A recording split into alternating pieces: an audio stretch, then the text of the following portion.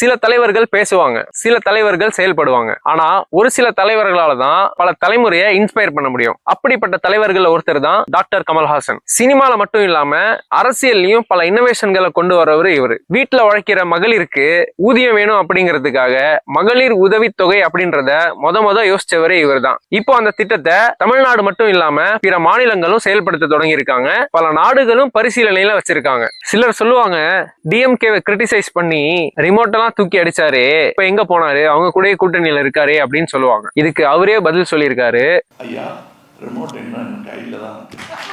அதெல்லாம் சரி, ஒத்த எம்பி சீட்டுக்காக அவங்க கூட போய் சேர்ந்திருக்கீங்கன்னு பலர் சொல்றாங்க. மதவாதிகள் கிட்ட இருந்து இந்த நாட்டை காப்பாத்தணும்னா எல்லாரும் ஒன்னா இருந்தாதான் பண்ண முடியும்னு அவரே பலமுறை சொல்லியிருக்காரு.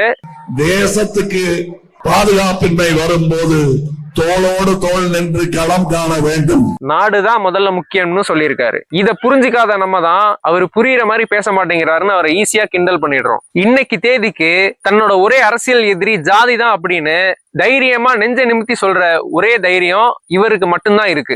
யாராவது தவறு செஞ்சா தட்டி கேட்டதும் உண்டு, எதிரிகள் நன்மையே செஞ்சாலும் தட்டி கொடுத்ததும் உண்டு. பிற நடிகர்களோட ரசிகர்கள் மாதிரி விசிலட்சான் குஞ்சுகளா மாறிடக்கூடாது அப்படின்றதுக்காக தன்னோட ரசிகர்களை நற்பணி செய்ய வச்ச பெருமை இவரையே சேரும். நேர்மையா சம்பாரிச்சு வரி கட்டிக்கிட்டு இருக்க ஒரே தலைவர் இவர் தான். தொண்டர்கள் கிட்ட குட்டி கதையும் சொன்னது கிடையாது, தன்னோட தொண்டர்களை தூண்டி விட்டதும் கிடையாது. தன்னோட தொண்டர்களுக்கும் ரசிகர்களுக்கும் நல்ல ஒரு வழிகாட்டியா எப்பவுமே இருந்திருக்காரு.